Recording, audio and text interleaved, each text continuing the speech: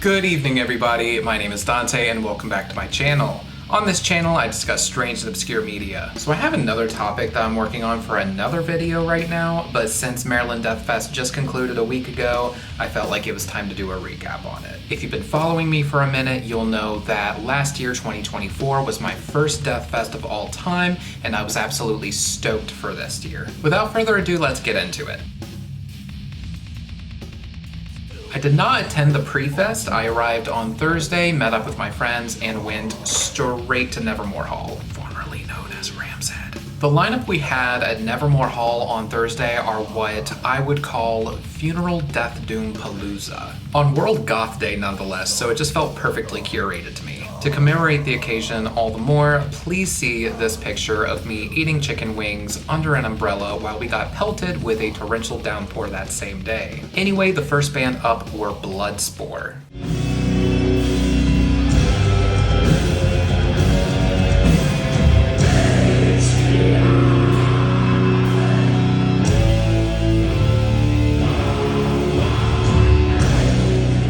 These folks are a death doom act from Philly whose sound I would consider similar to Spectral Voice. Really raw, grimy, old school death doom that leans towards the slow down death metal end of the spectrum than the more melancholy stuff. Next up were Dusk, who I was stoked to see.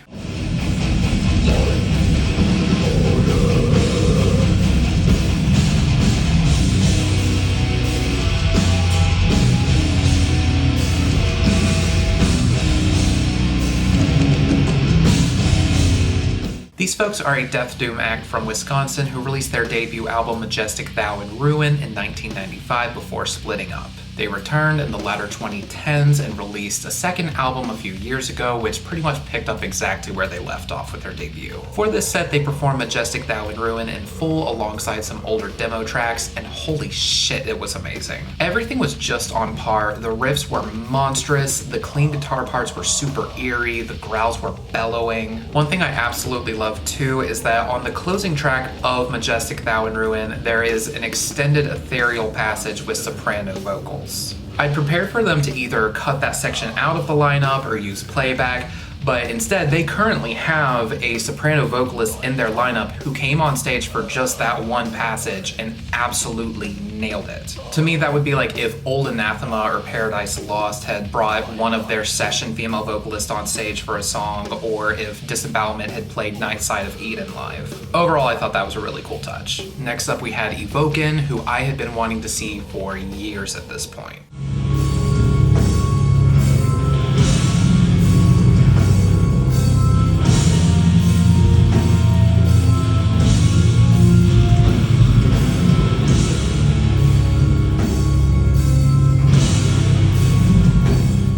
These folks are a funeral death doom band from New Jersey, easily one of the most relevant in the genre. They had a super immersive set that went heavy into the atmosphere and had the movie Begotten playing in the background. I loved how well the psychedelic clean guitars melded in the mix with the massive distorted riffs. It sounded like you were being sucked into a void. Up next were Mournful Congregation.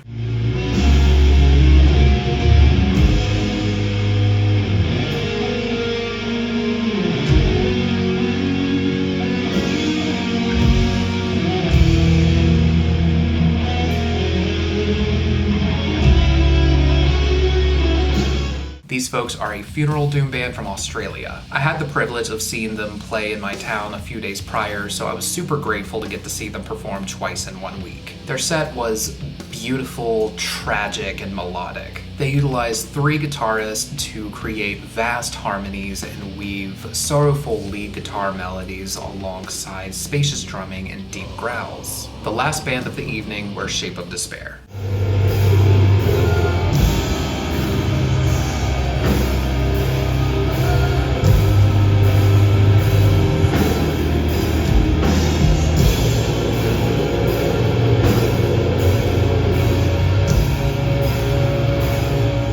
These folks are a funeral doom band from Finland whose sound is a bit of the airier, more ambient persuasion. I was actually surprised to find that the band used playback for their keyboards, considering how lush ambient synths are such a big part of their musical identity. With that being said, this translated to them sounding much heavier live, as the keyboards were mixed a lot lower than the rest of the instruments. The band has two vocalists featuring deep growls and clean hypnotic soprano singing. If you know anything about me and my music taste, you know that I love this kind of juxtaposition in metal, and I feel that Shape of Despair have created their own signature approach in doing this. Rather than the two vocalists trading off verses like you might hear in like a 90s gothic metal band, the clean vocals of Natalie are featured more like a background chant that creates texture alongside the keyboards. For day 2, I was a little bit more passive in my listening. The first band that I caught were Asphyx.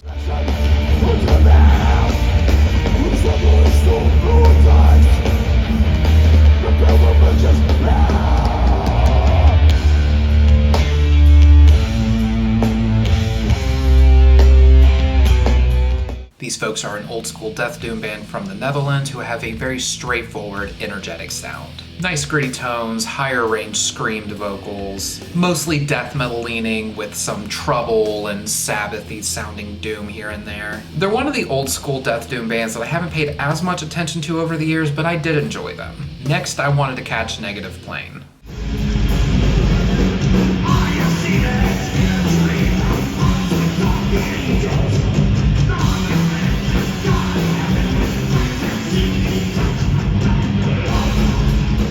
These folks are a band from New York who mix black metal with progressive and psychedelic elements. Their sound is very nuanced and has a lot going on in the way of fluid guitar lines and shifts in tempo. However, the set ended prematurely when Nevermore Hall lost power. That sucked. The band I wanted to see the most that night, Skepticism, were supposed to play there. I was worried they just weren't going to play at all. However, the amazing staff at MDF were able to get them moved to Power Plant, and they ended up playing at like 1:30 in the morning.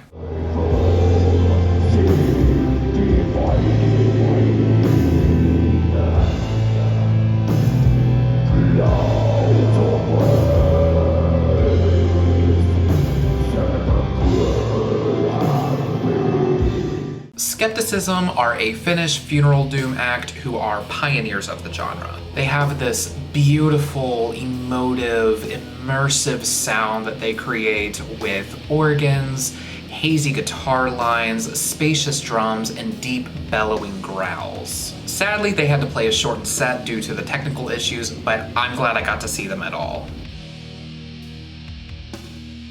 Saturday, the first band I was interested in seeing were Orange Goblin.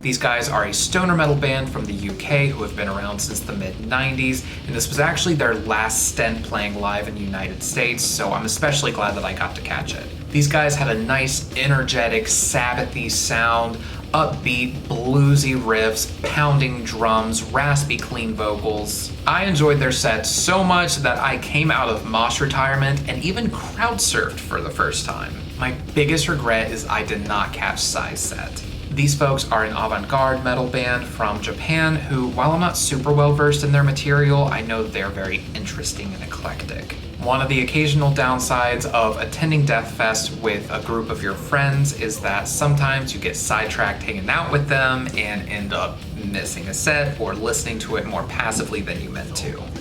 That's exactly what happened here.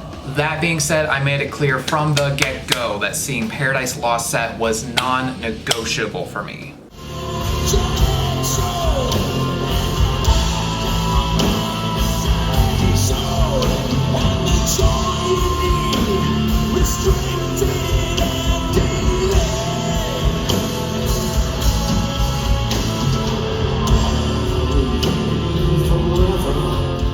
I love Paradise Lost. They're a sick band. I've been into them since I was 16. These guys are a gothic metal act from the UK, and for this set, they played their 5th album, Draconian Times, in full. Nick Holmes has a gritty, James Hetfield-inspired singing voice. The guitars are gloomy and full of chorus effects. The songs are catchy and easy to want to headbang to. This was an easy highlight for me. I love the album Draconian Times, and they pulled it off perfectly. Another major highlight for me were Triptychon.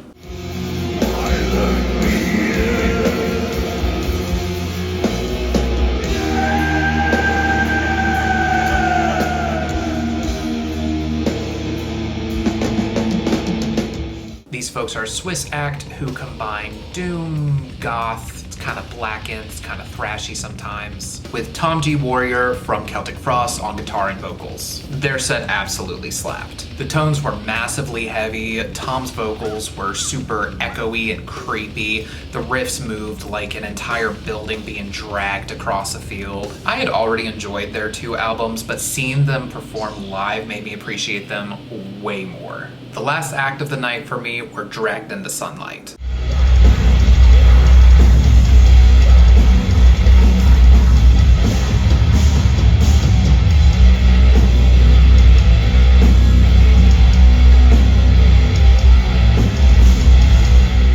These folks are a blackened death metal band from the UK, and holy shit, their set was intense. They played their first album, Hatred for Mankind, and it was monstrous. The vocals were gnarly screams, the riffs were noisy and blistering. The lights were flashing in rhythm with the blast beats, which just made it seem all the more like an attack on the senses. I've had quite a few people ask me if I know about Dragged into Sunlight or ask me to do a video on them because their sound is disturbing, and I can attest that their live performance is extremely powerful.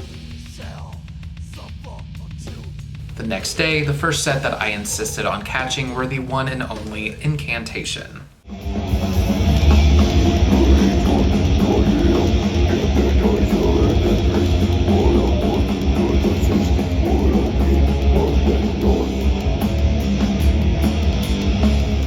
These folks are a death metal act from the US, and for this set they performed their first album, Onward to Golgotha. This album is one of my all-time favorite death metal albums. Their set was super energetic, the riffs were powerful, John McEntee's growls were cavernous. This is my third time seeing them live, and every time they've put on an excellent set and seemed genuinely happy to be there, which I really appreciate.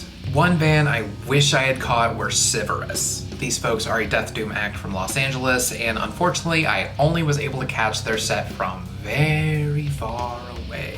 Specifically, I heard them from the parking garage in the back of my best friend's truck. Literally, I was chatting with my friends, heard them playing, and was like, who is that? Their sound is a very dire and bleak form of death doom that goes heavy into the creepy, echoey, clean guitar melodies like Disembowelment or Evoken. It was actually my first time ever hearing them, but I'm going to be delving more into their music and recommend you do it as well. They're a newer band that seem to be doing some pretty cool things. Next up, I saw the one and only Guttalax.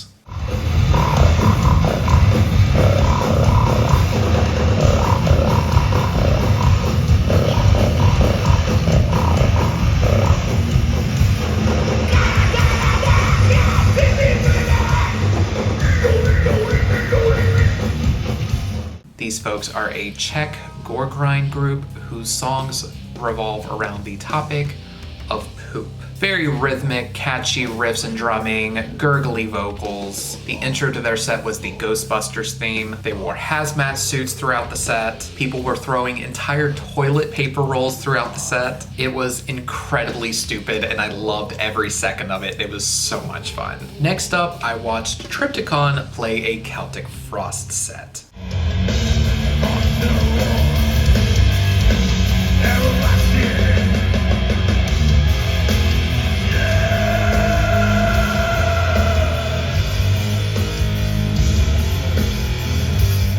No introduction needed for Celtic Frost. If you've never heard of them, you probably didn't mean to click this video. They performed a nice mix of songs from the first couple of albums, as well as a few selections from Monotheist. Hearing them play some of their older, thrashier sounding tracks with their heavier, slower, doomier tone sounded super sick. My preferences with Celtic Frost tend to fall on To Megatherion and Monotheist, So I was very happy with this set, as I think a lot of people were. The last band that I really wanted to catch for the fest were Cult of Fire.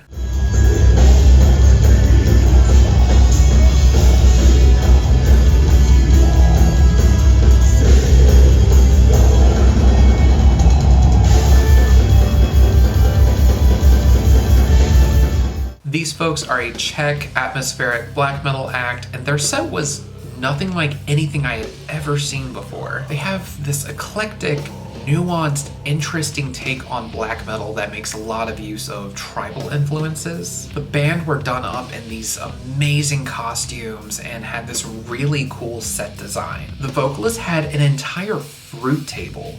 A fruit table! What other black metal band are you going to see that has a freaking fruit table? Anyway, that wraps up the bands that I really enjoyed while I was there. If I had to choose a few highlights, I would say Dragged in the Sunlight, both of Triptychon's sets, Paradise Lost. My absolute favorite though were Dusk. I knew I was going to enjoy their set because I love Majestic Thou in Ruin, but they far exceeded my expectations. Out of all of the Death Doom performances that I've seen over the past few years, I would have to say that they were the most on point.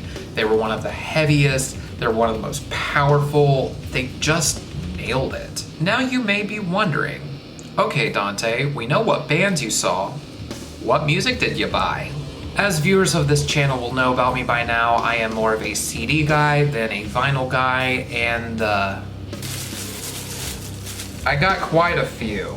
Interestingly enough, I mostly bought traditional Doom albums this time around. I'm just gonna rapid fire through these. We got Mourn's self-titled album from 1995, traditional Doom from the UK. Gallo God's False Mystical Prose from 2010, also trad Doom from the UK. Lake of Tears Forever Autumn from 1999, gothic metal from Sweden. Dawn of Winter, The Peaceful Dead from 2008, doom metal from Germany. Atriarch and Unending Pathway from 2014, Blackened Sludge Doom from the US, Galadriel from Ashes and Dust from 2002, gothic metal from Slovakia, Doom Snake Cult Love Sorrow Doom from 1992, Death Doom from the US, Serpent Throne The Battle of Old Crow from 2009, Stoner Rock from the US, Amorphous Elegy from 1996, Progressive Metal from Finland, Funeral Mourning Drowned in Solitude from 2006, Blackened Funeral Doom from Australia, Acrosticon Engraved in Black from 1993, Death Metal from the Netherlands, Satyricon Nemesis Divina from 1996, Black Metal from Norway, Oradruin Epicurean Mass from 2003, doom metal from the US, Cathedral Soul Sacrifice EP from 1992, doom metal from the UK, Celestial Season Forever Scarlet Passion from 1993, death doom from the Netherlands, Sentence The Cold White Light from 2002, gothic metal from Finland, The Moon Lay Hidden Beneath a Cloud Amara Tanta Tiri from 1994, Neo-Folk from Austria. Wyatt, if you're watching this, I literally found this copy a day after I saw you snagged one of their vinyl. Lastly, we have Lamented Souls, The Origins of Misery from 2004, Traditional Doom from Norway. My amazing friend Isabel, that I was hanging out with at the fest, got this album for me as a gift. It was such a beautiful gesture. I love this band. I love this album. It is a rarity within doom metal, and I am so appreciative of it. Thank you so much, Isabel, if you're watching. Anyway, I have to say, this year's MDF was even better than my experience last year. I got to share the experience with some of my best friends and got to see bands that I genuinely never thought I would ever get to see perform live. I'm very much looking forward to next year and hope to say hello to some of you good folks then. I hope you enjoyed this video. I have another I've been working on for a minute now that I'll hopefully be able to get out soon. In the meantime though, thank you so much for watching, and I hope you have a lovely rest of your evening.